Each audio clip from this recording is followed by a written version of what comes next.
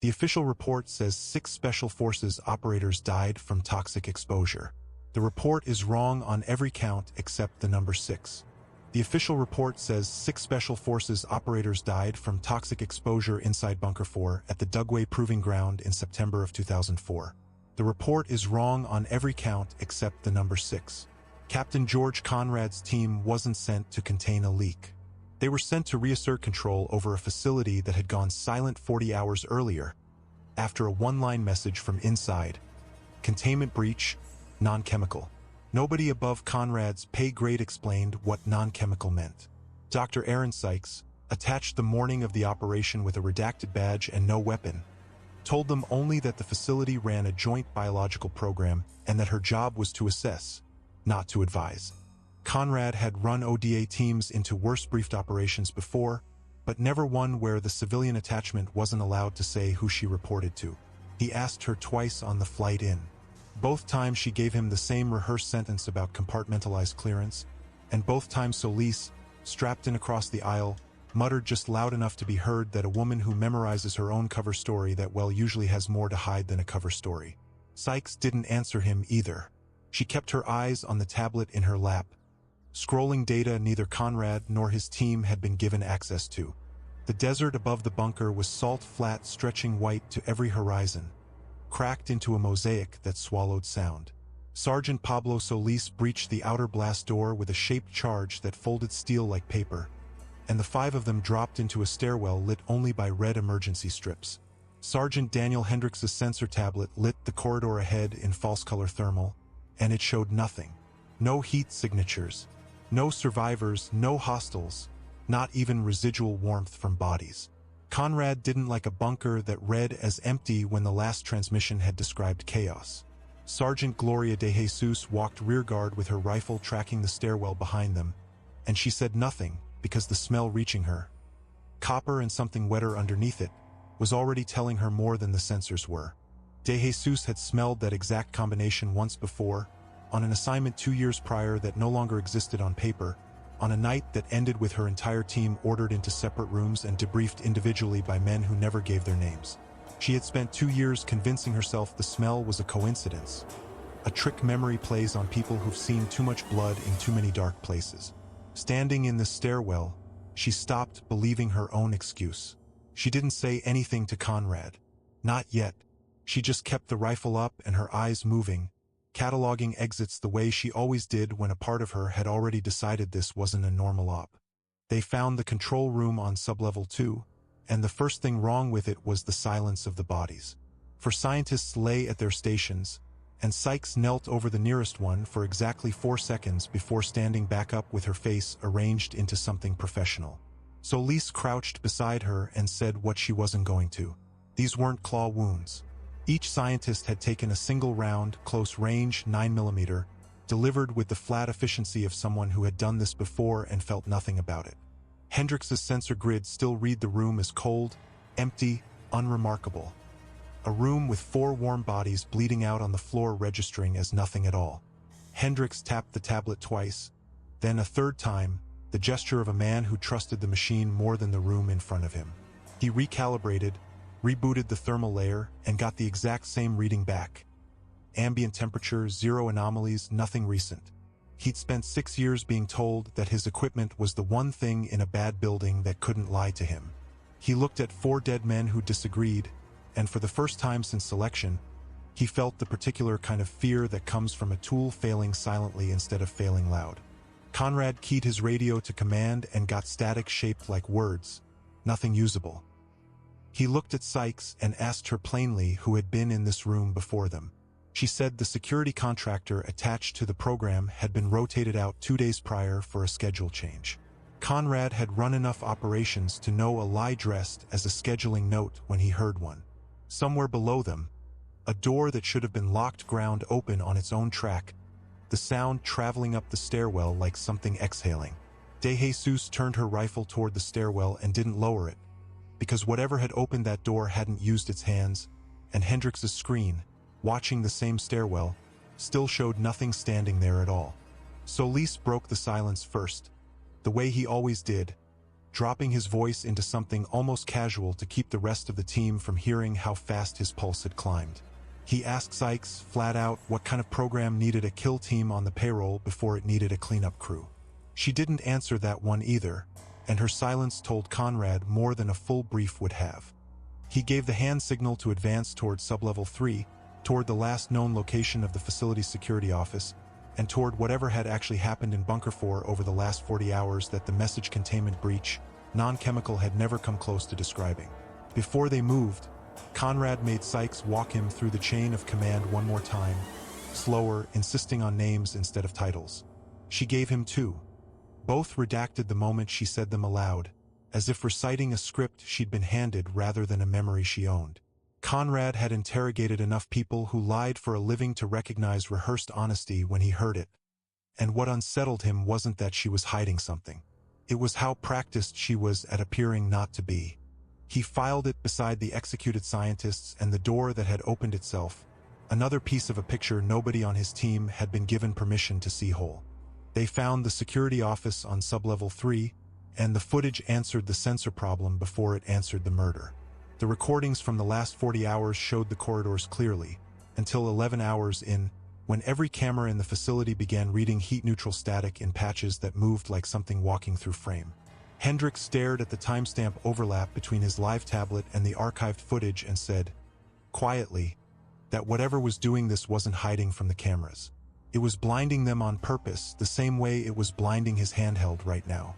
Sykes, standing a half-step outside the group as she always did, finally admitted that the program's classified designation was Lycanthropus militaris, a controlled biological weapons initiative that had, 11 hours before their arrival, stopped being controlled by anyone in that bunker. De Jesus asked the question nobody else wanted to. If the program had been contained for years, what changed 11 hours ago? Sykes hesitated long enough that Conrad answered for her, guessing out loud that somebody inside had accelerated a variable the program wasn't supposed to reach on its own, cognition, coordination, something that turned a contained biological asset into an actor with intentions. Sykes didn't correct him. Her silence, again, was the confirmation none of them wanted, and it sat in the room heavier than the 4 bodies they'd already stepped past to get there. The power dropped facility-wide a minute later, and Conrad's team went to thermal in a corridor that had, until that second, been humming with fluorescent light. What the optics showed them wasn't absence anymore. At the far end of the hallway stood something 9 feet at full height, forelimbs hanging past its knees, its skull carrying a lupin architecture too precise to be anything but engineered, and its eyes burned a slow, deliberate amber that didn't belong to any animal Conrad had trained against. The moment its gaze crossed the team's optics directly, every thermal display in the corridor bloomed into blinding amber static and died. Sykes said, without being asked, that the pack's cellular modification bled light on a frequency built to overload exactly the sensor soldiers depended on. It wasn't camouflage. It was a countermeasure engineered specifically for them. Solis put 3 rounds into the dark where the shape had stood and got a snarl in answer from somewhere entirely different. Behind them now, not ahead. De Jesus realized in the same second that the pack hadn't lost them in the blackout. It had used the blackout to reposition around them, silent on concrete in a way nothing that size should manage. Conrad called the retreat toward the stairwell, and that was the moment Sykes finally said the sentence she'd been avoiding since the briefing. The security contractor hadn't rotated out on schedule. He'd executed the scientific staff on orders, trying to erase the program before an inspection team, Conrad's team, arrived to document it, and he hadn't finished before something in Bunker 4 finished him instead. The team fell back through a stretch of corridor lined with darkened server racks, Hendricks's tablet flickering between static and half-second bursts of readable data, each burst worse than the last. In one burst, the pack's positions plotted across the facility not as a scattered animal formation but as a tightening perimeter, 3 units converging on a route Conrad's team hadn't chosen for themselves so much as been left with. De Jesus said it out loud before anyone else could. They weren't running from the pack. They were being filtered through the building toward wherever the pack wanted them to end up, and every choice that had felt like theirs in the last 10 minutes hadn't been. Hendricks's tablet, still somehow drawing partial signal, flagged something in the archived footage he'd missed the first pass through. A single frame 11 hours prior, showing the Alpha standing motionless in front of a keypad console outside the primary containment cell, one clawed forefoot resting deliberately on the touch surface. Not clawing at it, reading it.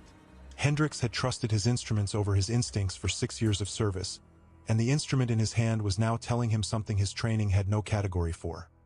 That whatever they were retreating from wasn't running on animal logic, and every procedural certainty he'd built his career on had just failed to model the one variable that mattered. Conrad made the call to abandon the planned exfil route and cut instead toward the decontamination wing, the one section of the facility built to withstand pressure differentials extreme enough to survive a real biological event. It was the only space in Bunker 4 with doors rated to keep something out rather than just keep something in, and right now that distinction was the only piece of tactical advantage the team had left. Sykes didn't argue. For the first time since the mission began, she looked genuinely afraid instead of merely controlled, and Conrad filed that change away as its own kind of warning.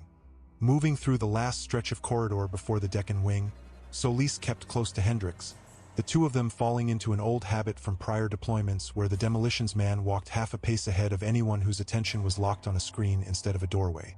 He didn't say anything reassuring, Solis never did, not really, but he cracked one dry line about the tablet finally earning its keep, and for a second the corridor felt less like a trap and more like a job they'd survived worse versions of before. De Jesus, bringing up the rear, noted that the pack's footfalls had gone quiet behind them, and quiet, in her experience, was never good news. They reached the decontamination airlock on sublevel 1 with the pack close enough behind them that De Jesus could hear individual footfalls striking concrete in a rhythm too coordinated to be a chase. Conrad sealed the inner hatch behind Sykes and Hendricks and slammed the outer control panel to full lockdown, buying 30 seconds of hardened steel between the team and whatever was coming. Solis pressed his back to the wall beside the hatch, breathing hard, and said the thing none of them wanted said aloud: that the pack hadn't been herding them randomly through the facility. Every corridor they'd been pushed down had led, without a single wrong turn, straight to this exact airlock. The Alpha appeared on the corridor camera feed a moment later, and it did not throw itself at the reinforced glass the way every training scenario said an animal would. It approached the exterior control console beside the airlock instead, and with a single foreclaw, it began entering a sequence on the touchscreen with a precision that made Hendricks's stomach drop through the floor. Sykes read the sequence over his shoulder and went pale in a way her professional composure hadn't allowed until now. It was the facility's Level 5 emergency purge protocol, the one designed to vent all breathable air from a contamination zone in under 2 minutes. The Alpha wasn't hunting them anymore. It was operating the building against them, calmly the way a soldier operates a weapon. For a handful of seconds nobody moved because nobody had a procedure for this. Conrad had trained his whole career against enemies who thought like soldiers and animals that reacted like animals, and the two categories had never once overlapped until tonight. Sykes finally broke, her voice cracking through the careful neutrality she'd held since the briefing, admitting that the modification program had never just been about strength or speed. Somewhere in Bunker 4's black budget files was a line item Conrad hadn't been cleared to read, describing exactly this outcome as an acceptable operational risk. She hadn't known it would happen tonight. She had known it could. Conrad gave the order before the purge could finish arming, and Solis blew the airlock secondary maintenance hatch with the last charge on his rig, dropping them into a service crawlway that ran beneath the corridor instead of through it.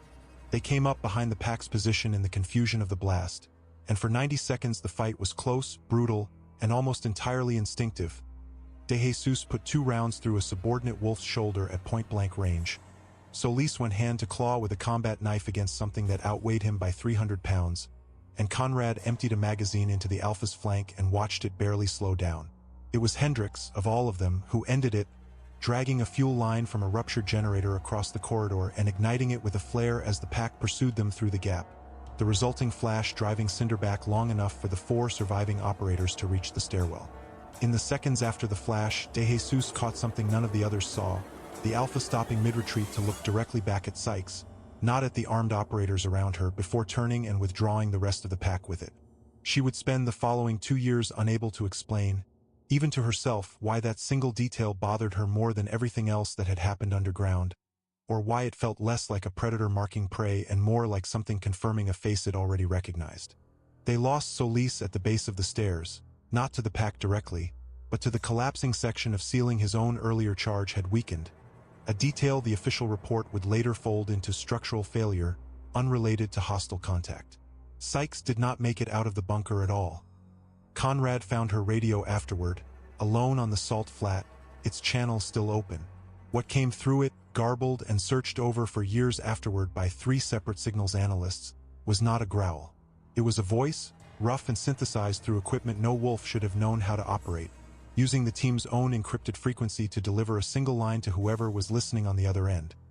Stop sending soldiers, or Dugway's remaining biological stock reaches Salt Lake City's air on its own. In the after-action interviews that never officially took place, Conrad was asked exactly once whether he believed the creature had understood English well enough to negotiate on its own, or whether someone had coached it. He gave the same answer both times he was asked, on the record and off it, that he'd stopped being able to tell the difference between the program's original human handlers and what they built by the time the radio went quiet, and that the distinction probably hadn't mattered to the 4 dead scientists on Sublevel 2 either. Nobody wrote that answer down. Bunker 4 was declared a minor environmental remediation site in 2005. Hendricks was medically separated within the year for reasons his file lists only as operational stress. And De Jesus requested a transfer out of anything adjacent to black budget tasking, a request that was quietly granted without comment. Conrad was the only member of the team ever debriefed on record, and his file still lists 11 minutes of that final radio transmission as classified, unrecoverable, and, according to the one line that was never redacted, under active review. Bunker 4 was sealed under new environmental designation within a year, and every name connected to Project Lycanthropus Militaris was quietly reassigned, retired, or reclassified beyond Conrad's clearance. What the Pentagon never explained, not to Congress, not to the one journalist who filed a FOIA request and received 4 blacked-out pages in return, is why a facility supposedly cleared of biological risk still runs a restricted overflight zone 2 decades later, or why satellite imagery from last year shows fresh vehicle tracks circling a ventilation structure no active program is supposed to be using. Subscribe to The World Behind Midnight to uncover the next operation before it disappears. Because some secrets are best left behind midnight.